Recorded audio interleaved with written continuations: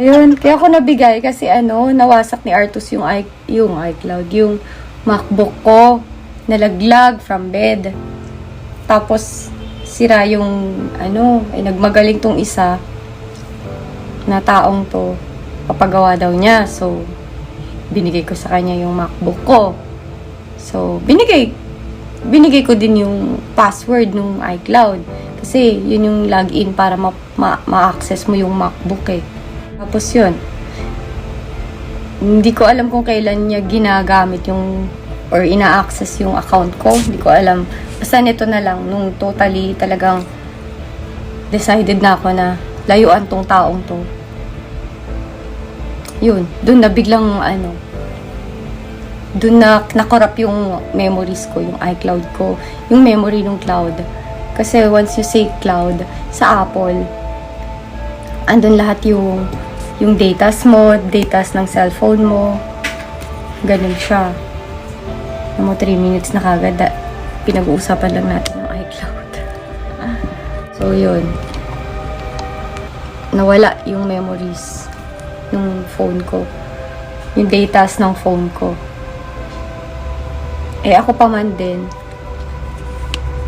Ang pang-shoot ko lahat, Apple. Lahat ng gadget namin sa bahay, Apple. Tapos, same iCloud lang. Kaya, nung nahack yung iCloud na yun, connect na siya. Ganon. Nasira lahat ng almost 20 gadgets na Apple meron kami dito sa bahay.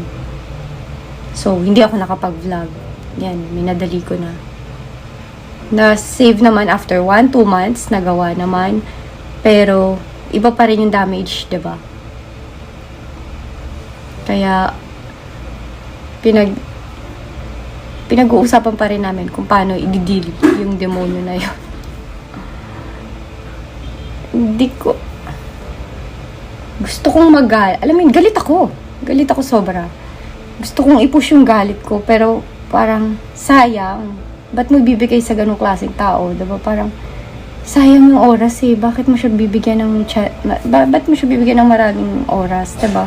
Gusto ko na lang mag-move on, pero alam mo yun, hindi pwedeng mag-move on basta-basta. Kasi ang daming nasira eh. Tapos nagkasakit pa kami mag-ina ni Artus.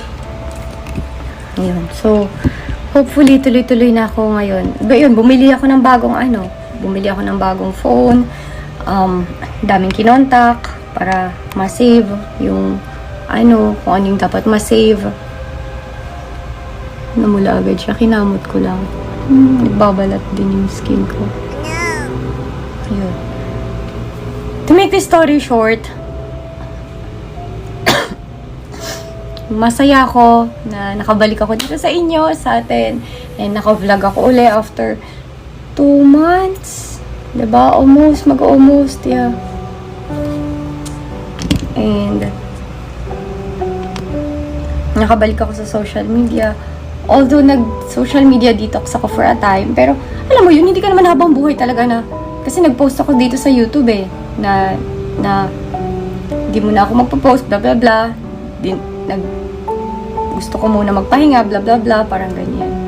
Kasi diba yung namatay yung baby ko nga, kakamatay lang, tapos parang medyo, yun, magulo yung utak ko. Sobrang magulo.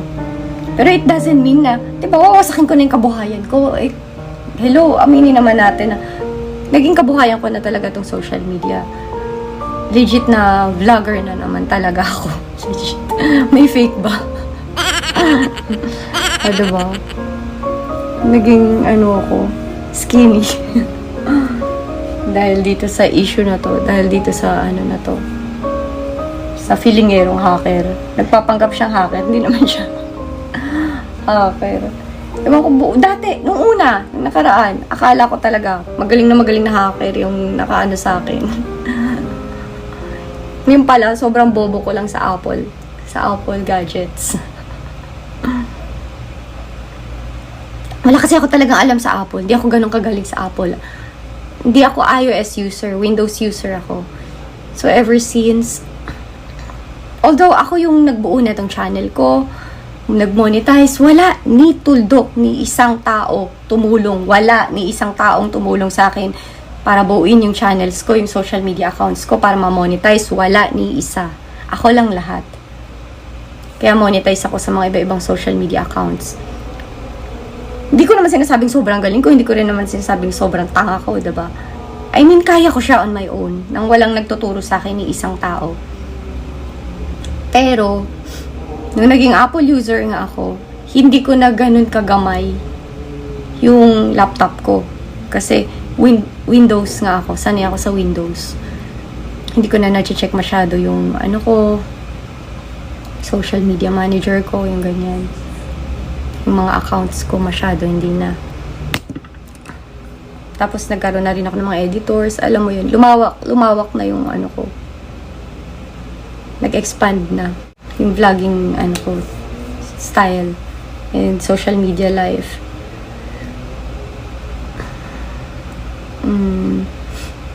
Ayun lang. At least, nakabalik na ako uli. Pero, yun nga, trying to cope all of the damages pa rin. Pero, so, sanay na tayo mag-ground zero, diba? Sanay na tayo sobra na mawalan. Ano pa to, diba? Sobrang, di ko na maramdaman. Bring it on, baby. Bring it on, bring it on. Uy, mag-birthday na ako February 10. Sino may regalo dyan, Diyos?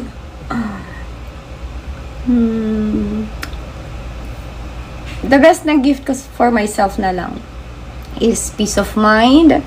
Lumayo sa mga taong, alam mo yun, hindi dahil negative sila, hindi dahil toxic sila, kundi dahil yun yung makabubuti for you. At hindi ka hindi mo makukuha yung lifestyle nila. Yun na lang. Yun yung pinaka-gift ko sa sarili ko, na umiwas sa mga ganong tao. Kasi syempre, di ba, kahit pa paano, pinaghirapan naman tayo ng nanay natin na, di ba, ayusin yung buhay natin. Tapos, ganunin mo lang yung sarili mo. Di ba? Hugot na naman ako. Isang mabilisang run-through vlog lang tayo. Thank you sa mga tumulong sa akin. Grabe. Si Edison na taga Microsoft, I love you. I love you. Thank you, sir. Mabuhay ka. Sa iyong family, na todo support din. Sa iyong wife at kay baby girl. Thank you. Thank you sa mga tumulong sa akin. And yung ibang names, discreet na. Mga future na tutulong, huwag kayong mag-alala, tutulungan ko rin kayo. Utang ko sa inyo ang buhay ko. Hanggat humihinga si Apple Angeles, may utang ako sa inyo.